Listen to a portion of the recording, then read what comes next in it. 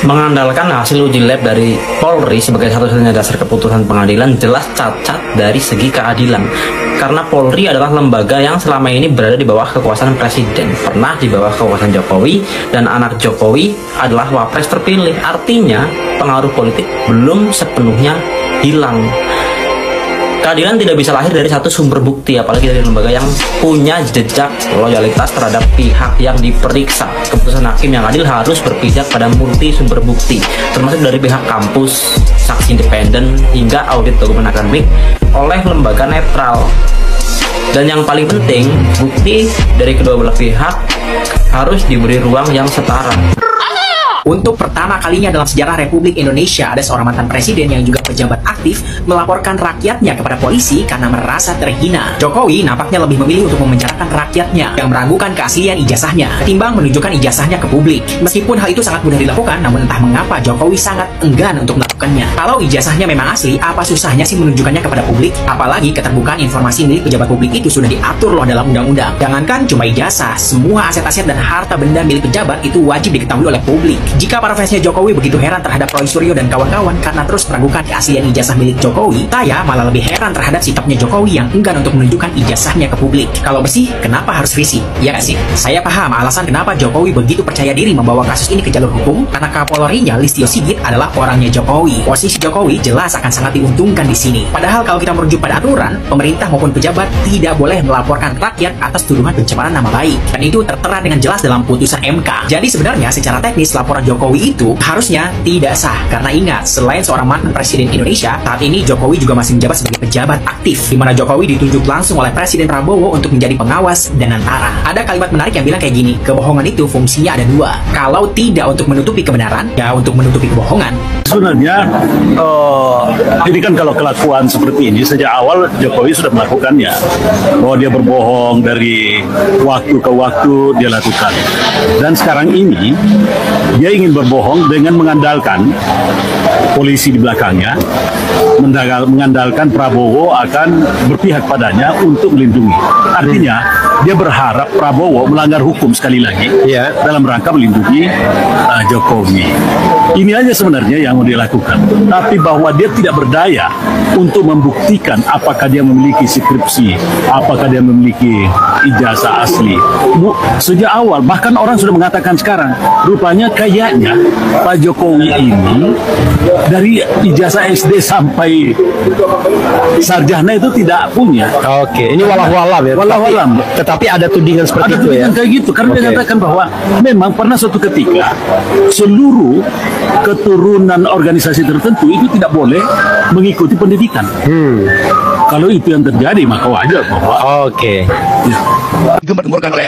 Pesan Rismon kepada para ternak Mulyono. Kok banyak banget ini termul ini ya, para ternak Mulyono ini ya. Kenapa kalian suka menghina ya? Padahal apa yang saya perjuangkan ini untuk bersama loh. Kenapa kalian sadis sekali pada kami ya? Kenapa kalian? Kami kan berjuang tanpa kalian bayar. Kami sendiri, biaya sendiri, pontang-panting ya. Kenapa kalian kejam sekali begitu ya?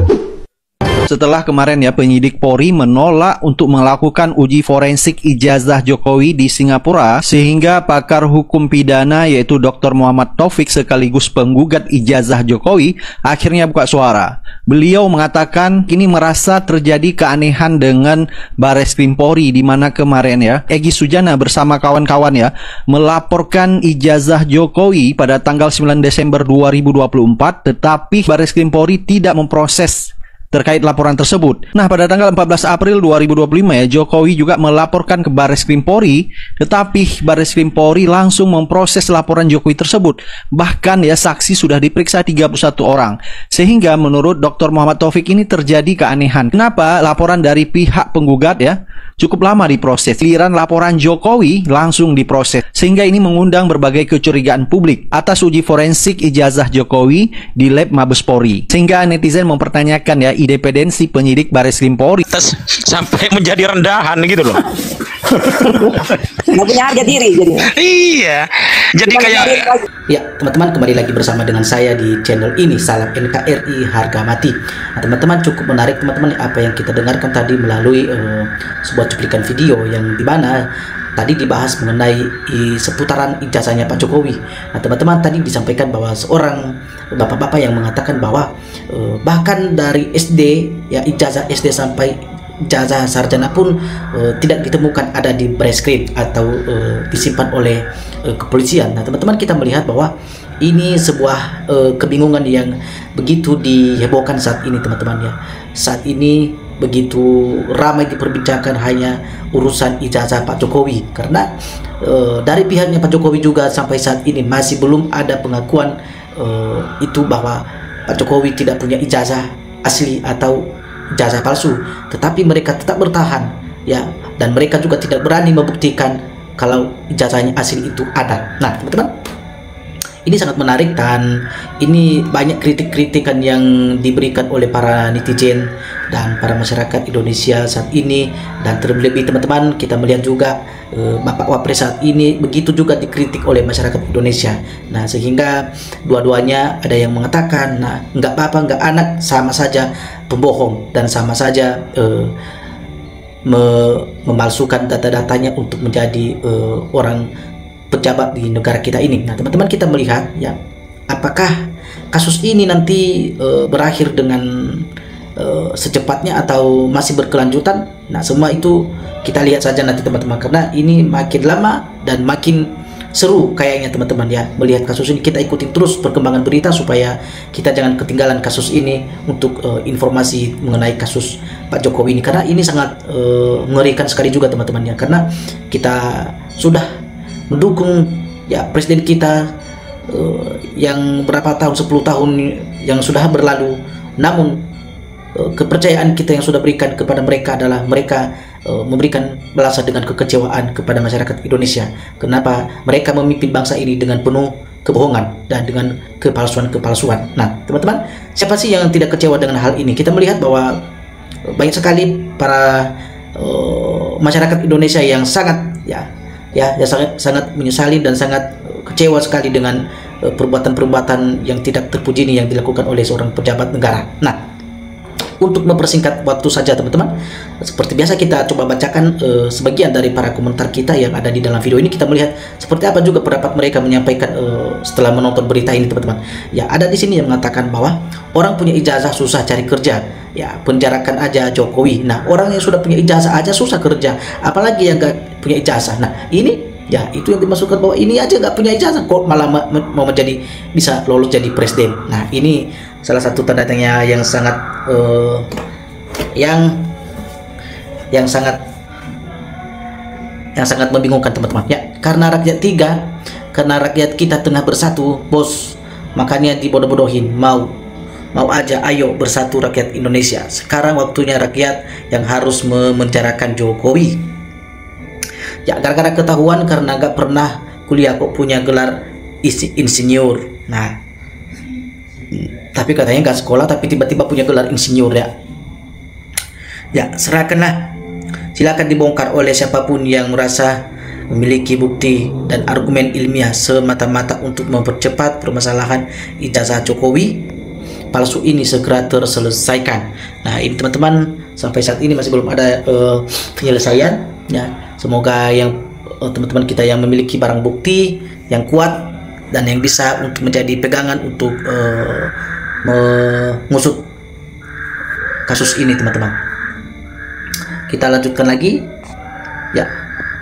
Kenapa pemerintah Indonesia kalah oleh satu orang ini, Pak Jokowi? Sudah jelas orang ini bersalah besar tapi tetap dipertahankan dan tidak diciduk. Nah kita tidak tahu teman-teman ya, ini alasan para pemerintah kita atau alasan para keamanan kita, penegak hukum yang ada di negara kita ini. Mereka sepertinya masih ada hal-hal yang mereka pertimbangkan atau ada hal-hal yang mereka masih sulit untuk mengeksekusi kasus ini. Tapi kita yakin bahwa dari awal masalah ini sebenarnya tidak terlalu berat dan dari awal tidak terlalu rumit, karena hanya dua permintaan masyarakat yang dimintakan kepada pemerintah atau kepada pihaknya Bapak Jokowi adalah satu ya, ketika itu ijazahnya asli ya, silakan buktikan dan perlihatkan kepada publik masyarakat Indonesia.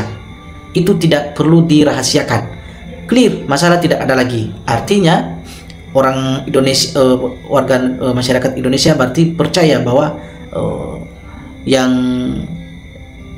selama ini ya, yang diviralkan, yang selama ini yang terus dituduhkan kepada Bapak adalah hanya sebagai tuduhan-tuduhan yang tidak memberikan kenyamanan ya bagi pihak Bapak.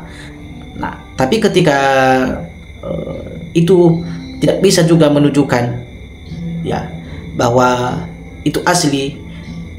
Nah, masyarakat Indonesia hanya meminta kalau itu palsu silakan diakui saja. Nah, ini belum ada pengakuan, tapi tidak berani juga membuktikan aslinya. Ini yang sangat luar biasa teman-teman, tidak bisa terselesaikan ya. Kenapa pemerintah Indonesia kalah dengan satu orang ini ya? Pak Jokowi sudah jelas orang bersalah ya, besar, tapi tetap dipertahankan ya. Itu tadi ya. Dulu Bambang Tri sama Gus Nur sudah keluar malah di penjara ya. Dagelan tenan yang harus ditanggung jawab para tim ses Jokowi dan partai pengusungnya harus dipenjarakan semua.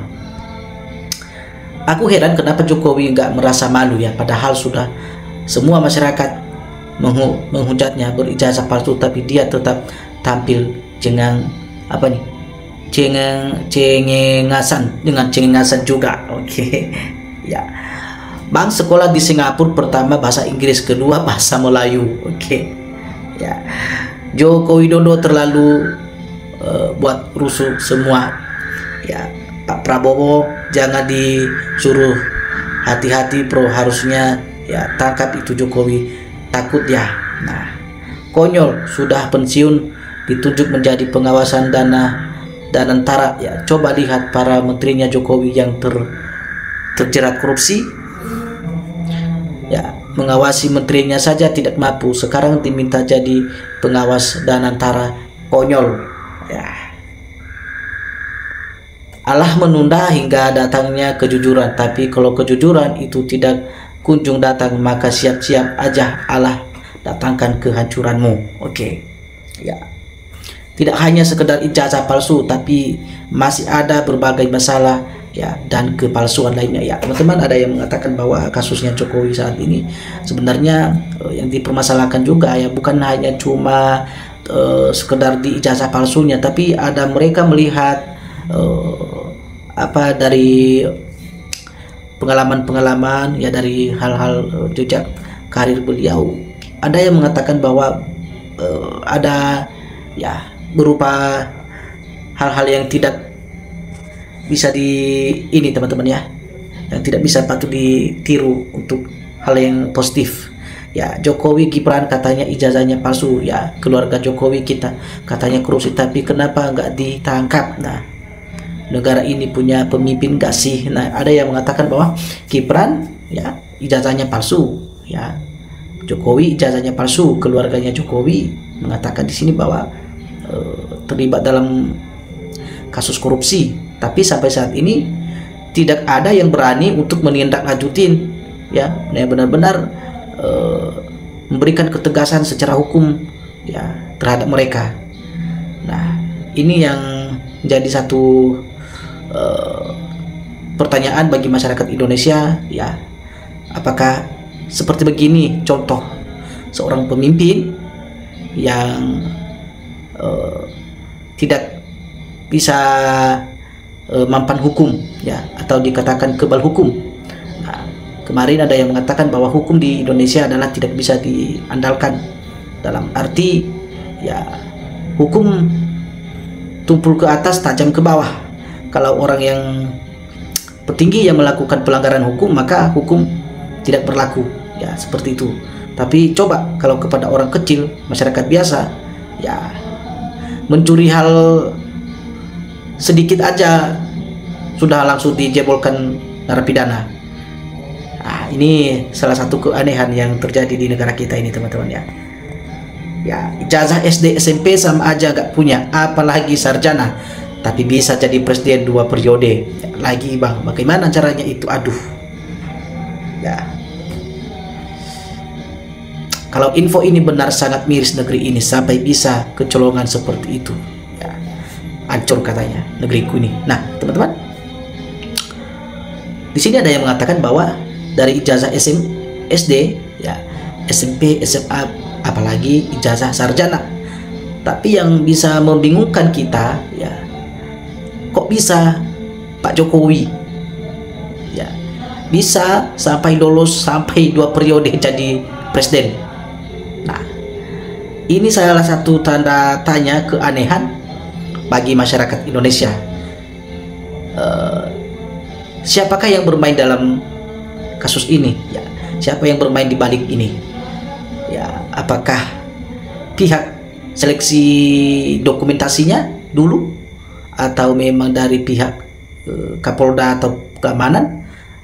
Ya, atau memang dari keluarganya sendiri yang memaksakan, dan sehingga yang pihak berikutnya, pihak lainnya tidak bisa berani untuk mengungkap fakta ini. Nah, ini kita lihat saja nanti teman-teman, ya. Ya, kita ikuti terus berita ini, perkembangan berita ini, supaya kita tahu, ya. Kita tahu dari awal, tengah sampai selesai, ya, dibawa kemana nanti masalah ini, ya.